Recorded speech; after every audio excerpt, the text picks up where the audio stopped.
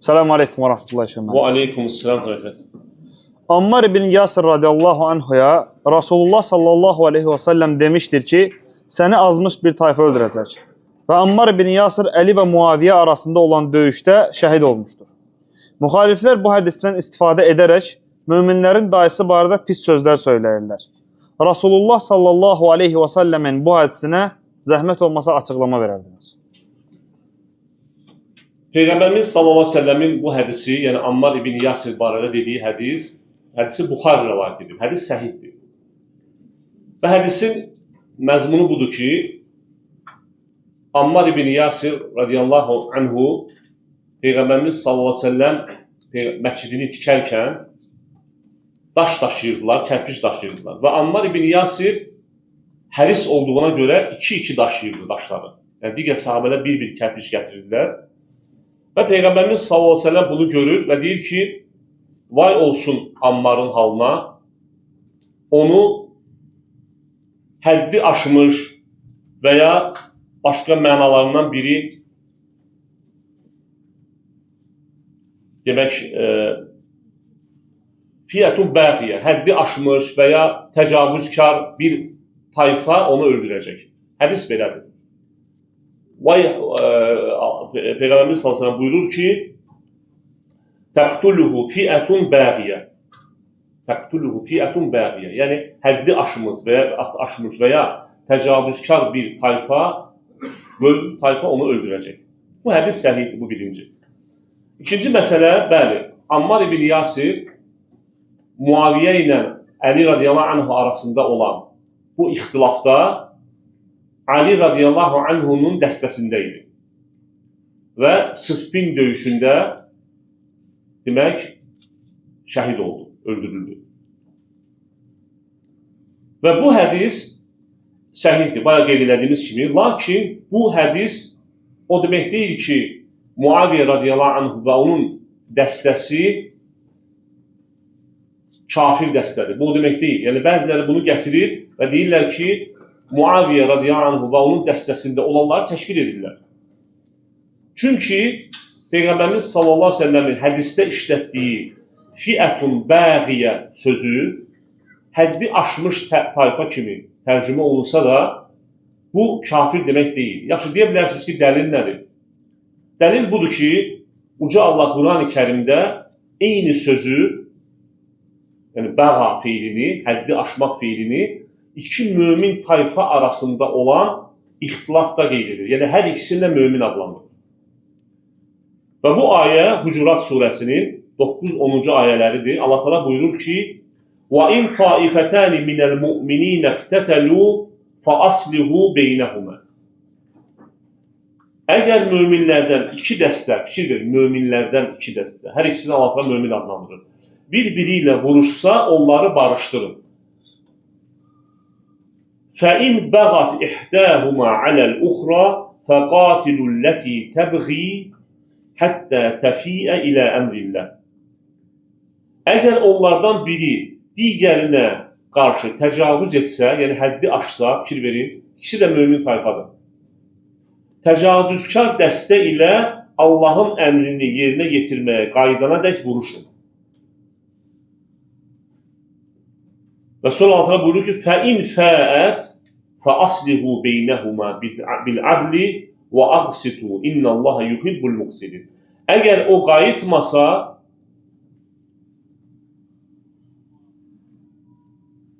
hər iki dəstəni ədalətlə barışdırın. Əgər o qayıtsa, üzr istəyirəm. Əgər o qayıtsa, yəni iki dəstədən biri digərinə həddi aşıb, Allah deyir ki, onları barışdırın. Əgər qayıtsa, yəni demək bu həddi aşan tayfa qayıtsa, hər iki dəstəni ədalətlə barışdırın və insaflı olun. Allah Teala həqiqətən insaflıları sevir. Sonra Allah Teala nə buyurur? İnnemel mu'minun ixvatun fa aslihu beyne axavaykum. Həqiqətən möminlər qardaşdırlar, elə isə qardaşlarınızı barışdırın. Fikir verin, qardaşlar, bu ayədə Allah Teala iki mömin tayfanın hər ikisini mömin adlandırdı və baxmayaraq ki, bunlardan biri digərinə görə digərinə qarşı həddi aşır. Və həmçində burada da belədir. Yəni ümumiyyətlə Ali radiyallahu anhu və Muaviyə radiyallahu anhu arasında olan məsələdə biz bilirik ki, Əhl-i Sünnənin mövqeyi budur ki, bu məsələdə Əli haqlı idi. Bunu hamı deyir. Bunu biz gizlətmirik. Baxmayaraq ki, fikir verir. Muaviyə radiyallahu anhu, o da xəlifə idi, yəni əmir idi daha doğrusu öz ərazisində, Şamda. Lakin biz nə deyirik? 4 xəlifə. Əbu Bəkir, Ömər, Osman, Əli, yəni Əlini xəlifə sayılır. Aydındır. Və ona görə də bu məsələdə sözsüz ki, hər ikisi haqlı deyildi. Bir tərəf, Ali radiyallahu anhu artıq insanlarla möminlər beyət etmişdi və xəlifə seçilmişdi və Muaviyə radiyallahu anhu ona nə eləmədi? Beyət etməliydi. Lakin Muaviyə radiyallahu anhunun özünün də əsasları var. Deyirdi ki, Osmanı öldürənlər Əlinin səhvlərindədir, Əlinin cərgəsindədir, onun ordusundadır və tələb edirdi ki, onun qatillərini təslim et bizə. Lakin Əli də bunu bacarmırdı. Niyə? Nə üçün? Çünki çox idilər onlar. Onun dəstəsində idilər, yəni bacarmırdı. Yəni burada hər ikisi üzürlüdür. Hər ikisi üzürlüdür və bu hədisi gətirmək o demək deyil ki, Muaviyə radiyallahu anhun deməli, dəstəsi kafir idi və ya İslamdan çıxmışdı. Belə düzgün deyil. Biz Əhl-i Sünnə olaraq, ümumiyyətlə, Əhl-i Sünnənin əqidəsi budur ki, sahabələr arasında baş verən ixtilaflar barədə yalnız nə edirik? Onlara üzr gətirmək üçün qeyd edirik. Onlara təyin etmək üçün deyil. Hər ikisini nə edirik? Deməli, gözəl şəkildə yad edirik. Allah onlardan razı olsun. Kim İctihad edibsə ona bir savab, İctihad edib deməli, haqqı tapıbsa 2 savab, kim İctihad edib səhv edibsə 1 savab. Yəni Əhl-i Sünnənin bu məsələdə əqidəsi budur. Və orada qeyd etdiyim kimi bəğiyə sözü həddi aşan və ya təcavüzkar o demək deyil ki, onlar İslamdan çıxmışdılar. Allah razı olsun. Növbəti sual. Ağsaqqal bir dayı var. Bir nəfər onun barəsində, onun olmadığı yerdə onun barədə pis söz dedi. Mən də bunu eşitdim, sustum. Sonra narahat oldum ki, birdən qeybətə şərik olmuş olaram və həmin ağsaqqala dedim ki, mən eşitdim və sustum. Artıq 2 ildir ki, o ağsaqqal mənə salam vermir. Bu halda mən nə etməliyəm? Mənə və ağsaqqala nə nəsihət edərdiniz? Tamam. İlk növbədə, qardaşlar, demək bunu qeyd edim ki, görürsünüzmü, həmin insan, bu ağsaqqalın, yəni ağsaqqalı bunun yanında qeybətin ediblər, belə deyək, qeybətin ediblər. Bu da susub və sonra başa düşüb ki, səhv edib. Bu gözəldir. Alimlər qeyd edirlər ki, əgər sən gedib o insan barədə deyilənləri və ya özün dediyin, o lafta ki, kimsə özü deyil, gedib həmin insana bildirsən və bu daha da böyük bir fəsada yol açacaqsa, yəni məsələn bir insan başqa bir insan qeybətini edib və sonra peşman olub, tövbə edib. İndi bu yolu nədir? Həmin insandan halallıq almaq. Və əgər gedib halallıq almaq, yəni gedib ona deməyə ki, qardaş, bax sən filan məclisdə mən sənin barədə belə bir söz dedim. Bu daha da böyük bir fitnəyə qapı açacaq. Görürsən, deyir, danışmır, bir ildir. Yəni bunu sən bilirsənsə, o halda sən bunu deməməliydin. Alimlər qeyd edir ki, həmin insan demir. Yaxşı, nə edir? Tövbə edir və onun əvəzinə həmin insanı məclislərdə gözəl yad edir, gözəl xüsusiyyətlərlə yad edir. Bunun əvəzinə. Və bu insan da səhvi burada, gəncin səhvi burada olub ki, bu gedib həmin ağsaqqala bildirib bunu. Düzdür, ola bilər fikirləşib ki, yəqin halallıq verər, lakin götür-qoy edir. Çox vaxt bu belə olan halda qarşı tərəf daha da əsəbləşir. Daha da, belə deyək, pis nəticələr verir. Ona görə də deməməyi daha yaxşı olardı. Əvəzində gedib həmin insanlar, kim ki onun barəsində pis danışıblar, onları tənbih edərdi, onlara həmin insanın yaxşı xüsusiyyətlərini qeyd edərdi. Lakin nəsiyyətin hər bir halda, nəsiyyətin budur ki, ağsaqqala nəsiyyətin budur ki, bağışlasın, keçsin bir insan günahın başa düşüb, gəlib, tövbə edib, üzrxahlıq eləyib. Yəni belə olan halda gərək bağışlayasan. Çünki Allah Teala Peyğəmbərimiz sallallahu əleyhi və səlləm nə buyurur? Yerdə olanlara rəhm edin ki, göydə olan Allah da sizə rəhm etsin. Namaz qılınan zaman bir şəxsin qarşısından uşaq keçdikdə onu necə dayandırmalıdır? Sərt yoxsa yumuşaq? Ümumiyyətlə namaz qılan insan qarşısından fərq etmir. İstər uşaq keçsin, istər aqil olsun, yəni həddi buluğa çatmış olsun, istər hətta heyvan olsun, saxlamalıdır. Və buna dəlil Peyğəmbərimiz sallallahu əleyhi və səlləmin bir hədisidir. Rəvayət olunur ki, Peyğəmbərimiz sallallahu əleyhi və səlləm bir divara, yəni sutura götürərək namaz qılırdı və bir qoyun gəlib keçmək istədi. Və Peyğəmbərimiz sallallahu əleyhi və səlləm qabağa keçərək hətta qarnı deməli sinəsi divara dəyənərək qabağa getdi ki, mane oldu. Və bu hədisdən alimlər götürürlər ki, şərt deyil ki, yəni ağlı başında olan uşaq olsun, yəni dərk edən uşaq olsun. Kim olursa olsun, hətta heyvan olsa belə bacarmaq lazımdır, keçməsin. Lakin necə? Mülayim şəkildə, yəni sərt şəkildə deyil. Xüsusən də əgər uşaqdırsa, yəni bu uşaqda nifrət oyada bilər, ibadətə və s. Gözəl şəkildə, yumuşaq şəkildə saxlamaq lazımdır. Yəqin bu sərt şəkildə edənlər fikirləşirlər ki, Peyğəmbərimiz sallallahu əleyhi və səlləm buyurur ki, əgər dayanmasa onunla vuruşun. Bu əgər dayanmasa və deyir ki, bu şeytandır. Amma sən ilk dəfədən uşağa yəni kobud etmək, kobud reaksiya verməyin bu sözsüz ki, düzgün deyil. Gözəl şəkildə yavaş demək saxlamaq lazımdır. Növbəti sual. Bəzi hədis inkarçıları deyir ki, İslamda cümə namazı yoxdur. Cümə günü məscidə toplaşıb həftəlik müzakirələri aparmaq var.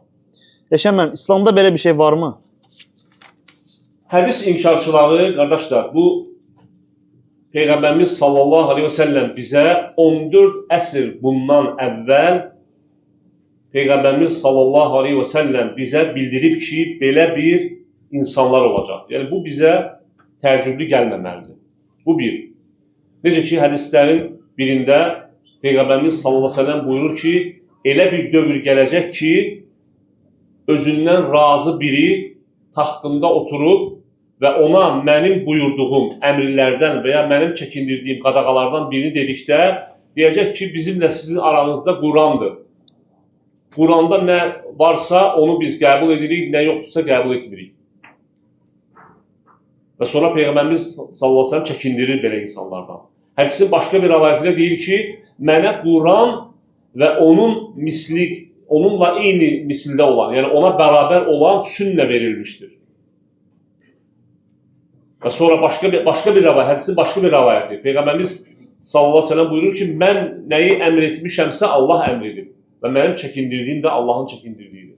Yəni əvvəla bunun gedib. Belə insanlar artıq 14 əsr bundan əvvəl Peyğəmbərimiz sallallahu əleyhi və səlləm bizə bildirib. Bu olacaq. O ki qaldı bu insanın deməyi ki, cümə namazı barədə. Cümə nədir? Həftəlik işləri müzakirə etmək üçün. Yəni işlər deyəndə dini nəzərdə tutursa. Cümə barədə, qardaşlar, cümə İslam alimlərinin, yəni əhl-i-sünnə alimlərinin yekdil rəyinə görə fardu ayndir, yəni kişilərə və həddi buluğa çatmış insan. Fardu ayn, yəni hər kəsə vacibdir. Bu barədə Allah Teala surə nazil edir, Cümə surəsi. Yəni hansısa bir ayəni deyəndə, hansı ayədə məsələn və ya Quranda olmayan bir hədisdə gələn bir əmri deyəndə, inkar edəndə adama nə gəlir? Deyirsən ki, haradasa fikirləşsə ola bilər, bilmir də, başa düşmür. Yaxşı, bu Quranda ayə var, surə var. Bunu necə inkar edirsən? Yozur məni. Yəni bunu inkar etmək artıq belə deyək, son həddir. Yəni inkarın son həddidir. Allah Teala Quranda buyurur ki, ey iman gətirənlər, cümə günü namaza çağırıldığınız zaman. Demədi ki, gəlin müzakirələrə çağırıldığınız zaman. Namaza çağırıldığınız zaman Allahı zikr etməyə tələsin və alış-verişi tərk edin. Və belə insanların ümumiyyətlə qardaşlar, bu hədis inkarçıları, biz bunları, yəni mən öz şəxsən, öz həyatımda onlardan birini görmüşəm və onun indi hal-hazırda özünə Peyğəmbər deyir. Yəni o da birinci belə başladı. Yəni bunların hamısının əvvəli belə başlayır. belə başlayır. Nədən başlayır? Hədisi inkar. Birinci deyirlər ki, yox, Qurana uyğun olan hədisləri qəbul edirik, o bursları qəbul etmirik. Sonra deyirlər, yox, hamısını qəbul edirik, heç birini qəbul etmirik. Və sonra nə edir? Sonra digər zəlalətlər və s. Bunlardan biri artıq özünə Peyğəmbər deyib və indiyə kimi də deyil. Yəni, bunun da aqibəti Allah bilir. Allah Quranda buyurur ki, ayənin mənası belədir ki, sənin əmrindən çıxanlara hansısa bir fitnə və ya əzab gəlməsindən qorxu. Qoy o kəslər ki, sənin əmrinə qarşı çıxırlar və ya demək, sənə müxalif olurlar, onlara bir fitnə baş verməsi və ya əzab gəlməsindən qorxsunlar. Yəni, fitnə də özünə Peyğəmbər deməkdən daha böyük fitnə nə ola bilər? Və ona görə belə insanlar get-gedə batırlar. Get-gedə batırlar və Allah Taala sanki onları sünnəni inkar etdiklərinə görə cəzalandıraraq daha da zəlalətə salır. Və get-gedə nə danışdıqlarını bilmirlər. Allah razı olsun. Sonuncu sual. Hər hansısa ərəb ölkəsində olan naqisliyi İslama aid edənlərə nə nəsihət edərdiniz? Məgər ərəblər bizim üçün nümunədirmi? Xeyr, əlbəttə. Bizim üçün nümunə Quran, sünnə, Peyğəmbərimiz sallallahu əleyhi və səlləmin və onun sahabələrinin başa düşdüyü kimi nümunə budur bizim üçün. Örnək budur. Ərəb ölkələrində və ya ərəblərin hansısa etdikləri əməllərin İslama heç bir aidiyyatı yoxdur. Hətta elə ərəblər var ki, elə ölkələrdə ərəblər var ki, ərəbdir, amma xaçpərəstdir. Elə ərəblər var ki, baxırsan ki, bütpərəstdir. Məsələn, bu demək deyil ki, biz ərəbdir deyən, ərəb səhv edə bilməz. Xeyr, elə deyil. Düzdür, ərəb ölkələrində yaşayan ərəblər Quran və hədislər, din onların dilində olduğu üçün onlar daha çox məsuliyyət daşıyırlar. Bu düzdür, bu doğrudur. Lakin onlar bizim üçün nümunə deyil. Onların ölkələrində baş verən hansısa bir dinə müxalif olan əməllər, dinə müxalif olan sözlər və s. onlar bizə nümunə deyil. Məsələn, hər hansısa bir ərəb nəsə edəndə bu da İslamdır. Yox, düzgün deyil belə deyil. Deyildir. Düzgün deyil. Allah razı olsun Şəməm. Suallar bu qədərdir. Minnətdarım.